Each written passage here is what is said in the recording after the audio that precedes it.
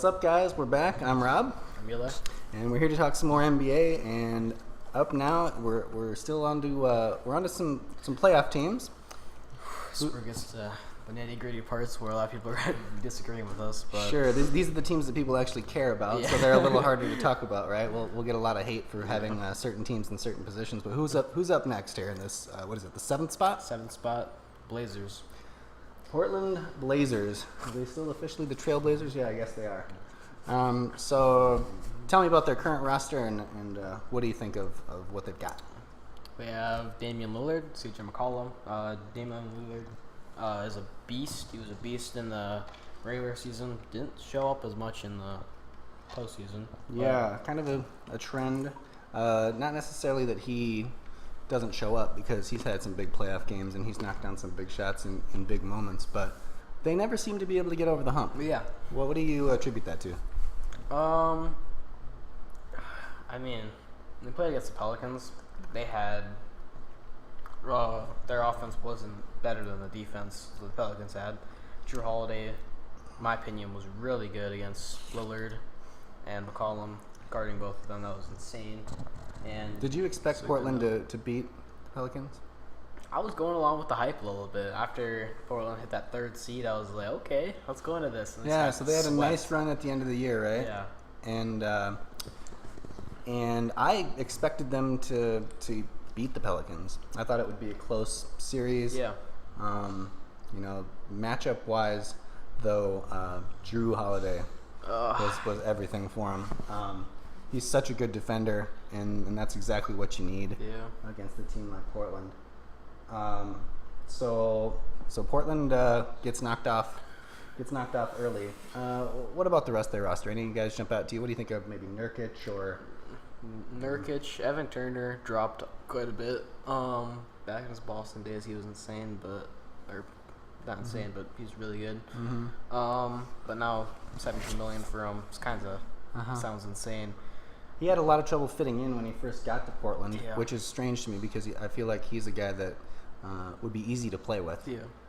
He's unselfish. He's a distributor. He can create his own shot. He rebounds his position pretty well. Why doesn't he fit? Or does he? He doesn't fit, I don't believe. I don't think he fits for Trailblazers. He only fits with Brad Stevens? Yeah. Like everybody in the league, Everyone right? else, pretty much. Uh-huh. But, I don't know. I've watched a couple of Blazers games, and I've seen him. He just kind of looks lost sometimes. I'm like, He does. I think that, and I watched him in the beginning of the year because I was interested to see how he fit and what Stotts was going to do with him, how he was going to fit in next to these guys. Boy, it just didn't click in the beginning of the year. Now, I didn't watch him as much towards the end of the year. I presume it got better because their had to get better. Yeah, their record got better. Looks like they signed Seth Curry. They signed old Sauce Castillo, Nick Stauskas.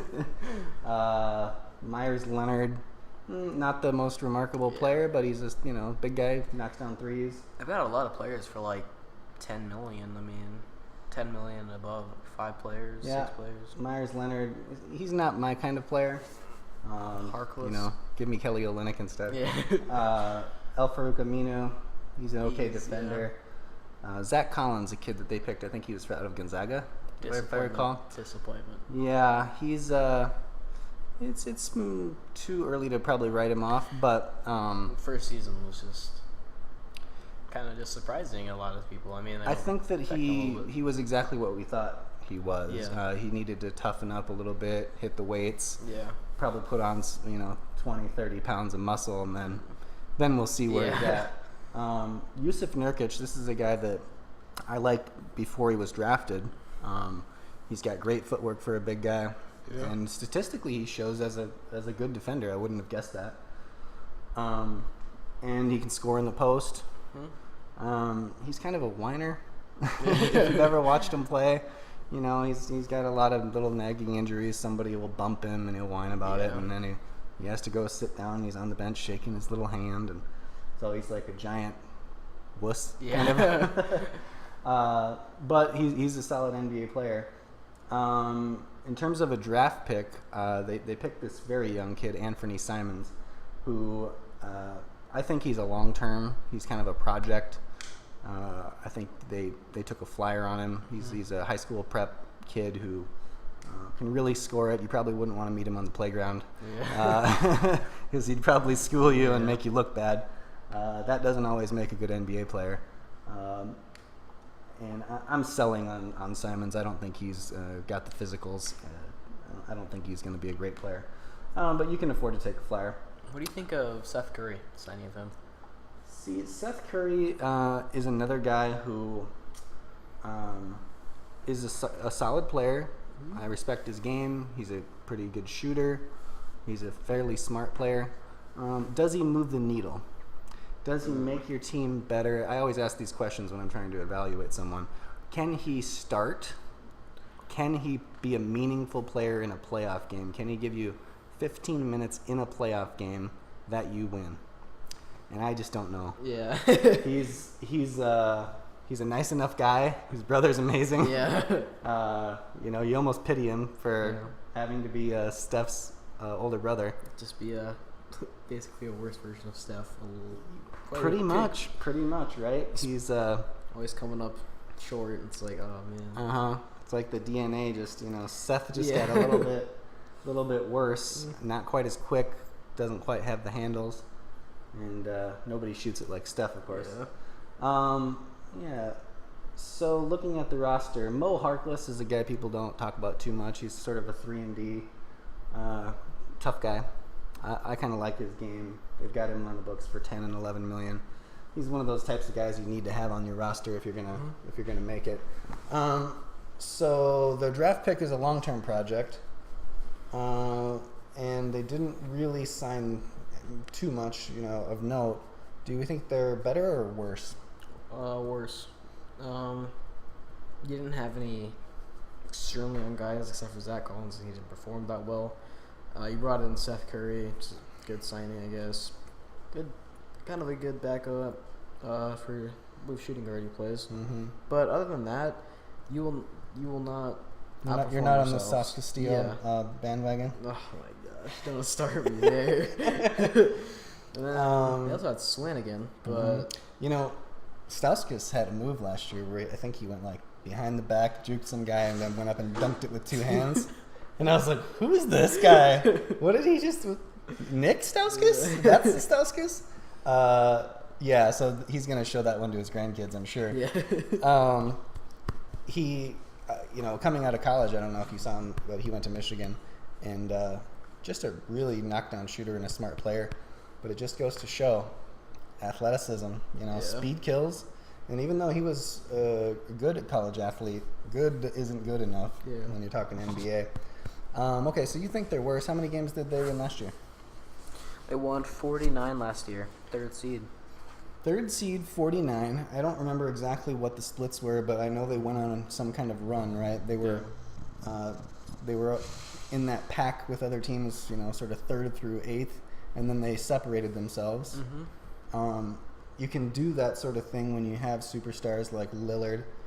Sometimes Lillard just goes out and wins you a game. Yeah. He's one of those guys that, we're down by 4 with 3 minutes left. Yeah. We're not losing this game, and he'll just do it. McCollum, similar to a lesser degree, I think. He doesn't quite have the same clutch gene, but he's talented. He can score it. He gets separation. When you look at him, he doesn't seem like a superb athlete, but he probably is. Yeah. Let me ask you this, another hypothetical. Who would you rather have, C.J. McCollum or Bradley Beal? Ooh.